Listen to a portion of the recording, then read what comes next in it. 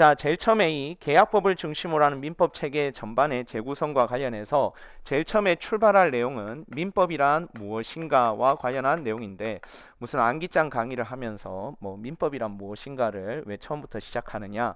일단 민법이 뭐예요? 민법이. 네. 자, 앞에 있는 게 제지 뭐. 자, 민법이라는 것은 사법상 권리 변동을 규율하는 일반법이죠. 뭐예요? 사법상 권리 변동을 규율하는 일반법이다. 그럼 여기서 말하는 권리라는 것은 사법상 권리니까 다양한 사법상 권리가 있을 텐데, 그 중에서 가장 중요한 재산권이요. 그 재산권 중에서도 가장 중요한 채권, 물권을 중심으로 하는 이러한 권리 변동을 규율하는 일반법이더라. 그래서 핵심은 이제 권리 변동이거든요. 그러면 이 권리 변동을 일으키게 하는 뭔가 원인이 있을 거 아니에요, 그렇죠? 그 권리 변동의 원인은 다양하긴 하지만 우리 사법인 민법에서 가장 기본되는 원칙이 사적 자체의 원칙이죠. 즉, 내 권리 변동은 내 의사 표시대로, 내 의사대로죠. 그래서 이 권리 변동의 다양한 원인 중에 가장 전형적인 원인이 당사자 사이의 합의더라, 즉 계약이죠. 그래서 우리는 계약법을 중심으로 권리 변동의 시간 흐름 순서에 따라서 우리 민법이 어떻게 작동하는지를 한번 구체적이고 귀납적으로 한번 살펴보자. 기본적으로 우리 법은요, 독일법 체계를 따라서 연역적이죠. 앞에 총칙을 두고 뒤에 각칙. 논리적으로는 아주 잘 돼 있는 법이긴 하지만 이게 구체적으로 우리가 사례 문제를 풀 때, 즉 여러분들이 의뢰인을 만나서 실제로 민사 분쟁을 해결하는 데 있어서는 좀 불편한 부분들이 있더라. 그래서 우리가 실제로 사례 문제를 풀어야 되니까 민총부터 채권 강론을 사례풀이 구조로 한번 다시 재구성해 보자라는 거죠. 그래서 예를 들어 가지고 가장 대표적으로 갑이라는 사람이 X 토지의 소유권, 즉 물권을 가지고 있는데 이 X 토지를 팔아 가지고 현금화하고 싶다. 여러 가지 현금화하는 수단 중에 갑이 선택한 방법은 매매 계약이었네요. 그래서 갑이라는 사람이 을한테, 야 을아, 요 X 토지 1억 원에 너 살 거야? 그래서 매도 청약을 을한테 하네요. 얼마에 팔고 싶다고요? 1억 원에 팔고 싶다.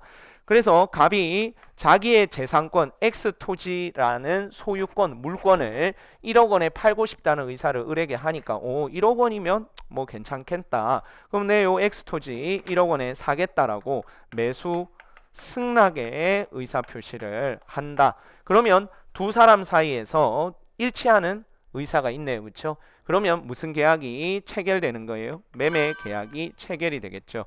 그래서 모든 권리 변동에 있어서 이 당사자 사이의 합의에 따르는 권리 변동의 첫 단계는 계약의 체결 단계가 되겠습니다. 자, 그래서 우리 민법 563조에 보니까 매매 계약과 관련해 가지고 이 매도인은 자기 재산권, X토지에 대한 소유권을, 물권을 이전하겠다라고 약속하고 매수인은 대금 주겠다고 약속하면 무슨 효력이 생긴다? 매매 계약의 효력이 생긴대요. 그 매매 계약의 효력이 뭐죠? 매도인은 X토지 주겠다라고 약속했고 매수인은 1억 원 주겠다라고 약속했죠. 약속했다니까 의사 표시했어요. 그럼 표시대로 효과가 발생해야 돼. 그게 무슨 원칙? 사적 자체의 원칙. 주겠다, 이 경우에 1억 원 주겠다라고 했으니까 거기에 따라 계약은 이행돼야 되는 거예요. 그래서 우리 민법 568조를 보시면, 우리 민법 568조에 보면 이 매매 계약에 따라서 어떤 효력이 생기느냐 같이 한번 조문을 찾아보겠습니다. 568조에 보니까 563조 다음에 568조가 매매 효력이죠. 1항 매도인은 매수인에 대해서 매매 목적이 된 권리, 오늘은 X토지의 소유권이죠. 소유권을 이전하여야 하며, 그 말은 소유권 이전 의무가 생긴다는 거죠. 맞죠? 두 번째, 매수인은 매도인에게 그 대금을 지급하여야 한다. 매수인은 대금 지급 의무가 생기네요. 이 법적인 의무가 왜 생겼죠? 그 원인이 뭐야? 둘이 합의했으니까요. 563조에 따라서 재산권을 주기로 약속했고 대금을 주기로 약속했으니까 당사자가 약속한 대로 효과가 발생하네. 이러한 원칙을 무슨 원칙이라고 한다고? 사적 자치의 원칙이에요. 그래서 매매 계약을 체결하니까 당사자의 의사대로 계약을 이행해야 되는 채권 채무가 발생하네요. 매도인에게는 재산권 이전 채무, 매도인에게는 소유권 이전, 매매 대금 지급 채권이 발생했고, 그러니까 채무, 채권이 발생했고, 매수인에게는 어떤 채권 채무가 발생했어요? 재산권 이전 채권이 발생했고, 대금 지급 채무가 발생했죠. 맞죠? 두 사람 사이에 합의 내용에 따라 뭐가 발생했다고? 채권 채무가 발생했어요. 그러면 그 채권 채무를 이행해야 되는 거 아니겠습니까? 그래서 이행 방법이 부동산 물권에 대해서는 민법 186조에 보니까 뭐 하라고 돼 있잖아요. 등기하라고 돼 있고, 그 다음에 동산의 물권 변동과 관련해서 뭐 하라고 188조에 돼 있죠. 인도하라고 돼 있잖아요. 그렇죠? 그래서 재산권이 이전되기 위해서는 저 X토지라는 부동산의 경우에는 등기를 누구한테 해줘야 되고 을한테 해줘야 되고, 그렇죠?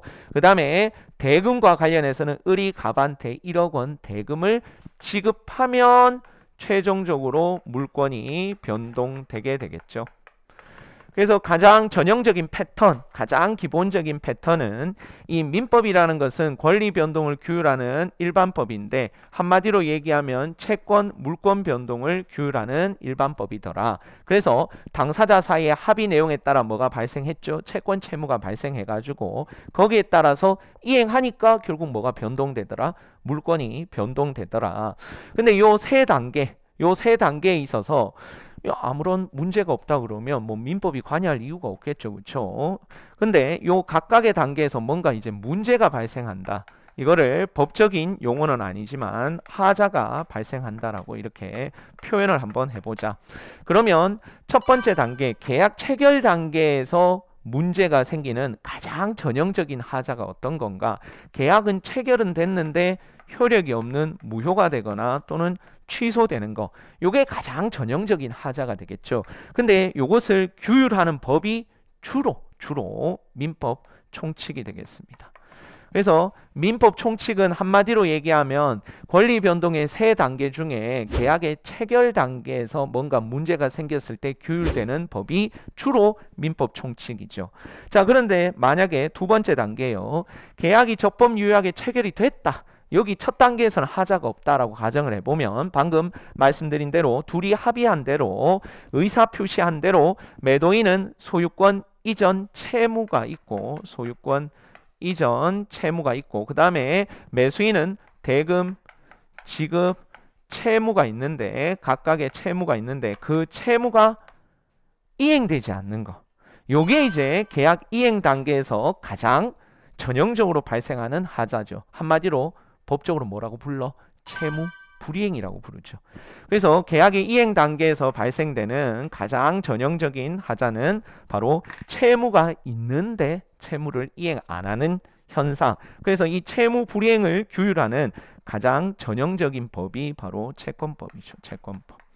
계약이 제대로 이행되지 않았을 때 이때 우리 법이 어떻게 작동하느냐의 가장 전형적인 예가 바로 저 채권법이 되겠다.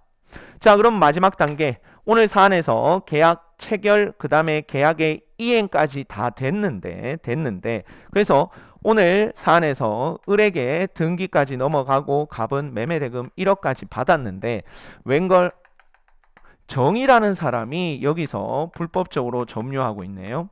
그럼 질문 들어갑니다. 오늘 사안에서 이 정은 갑의 소유권을 침해하고 있는 거예요? 을의 소유권을 침해하고 있는 거예요? 등기가 적법 유효하게 을한테 넘어갔다며요. 그러면 계약은 이행이 완료된 거잖아요. 소유권 이전과 관련해서는. 그러면 당연히 소유권은 누구한테 있는데? 을한테 있는데. 등기가 적법 유효하게 을한테 넘어갔으니까. 근데 정이라는 사람이 불법적으로 점유한다니까 오늘 누구의 소유권을 침해하고 있는 거죠? 정은 을의 소유권을 침해하고 있는 거죠. 그래서 요 세 번째 단계, 물권 변동 단계에서 발생되는 전형적인 하자는 물권을 침해하는 구조가 되겠죠. 그래서 이때 물권을 침해하면 여러분이 잘 아시다시피 을의 소유권을 침해하고 있으니까 을은 정에게 소유권에 기초한 반환 청구권 213조, 방해 제거, 방해 예방 청구권 214조 행사할 수 있죠. 즉, 요 물권 변동 단계에서 발생되는 가장 전형적인 하자는 물권이 침해되는 경우. 요때 오늘 물권을 침해당하는 사람의 구제수단 바로 물권적 청구권이죠. 그래서 요 물권 침해의 경우에 어떻게 물권자를 구제해 줄 것인가? 요걸 주로 규율하는 법이 바로 물권법이다라는 거 아니겠어요? 물권법.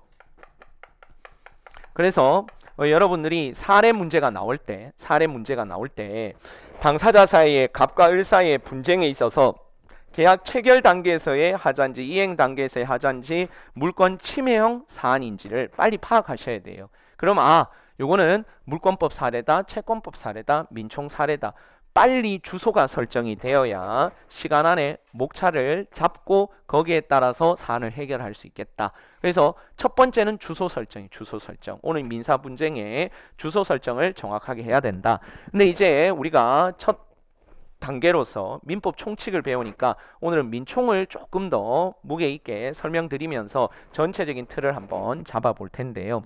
자, 그래서 우리 자료, 우리 교재 2페이지에 보시면 로마자 2번, 로마자 1번, 로마자 2번, 로마자 오른쪽 페이지에 3번이라고 나와 있죠. 그래서 요게 이제 계약 체결 이행 물권 변동 단계에서 이제 각각 문제되는 우리 민법상의 쟁점이 되겠습니다. 그래서 모든 사례는 친족 상속법 사례 빼고, 물론 친상 사례도 결국은 재산법적인 쟁점이긴 하지만 고유한 친상법 쟁점 빼고는 모든 사례가 요 쟁점 구조하에 들어오게 돼 있습니다.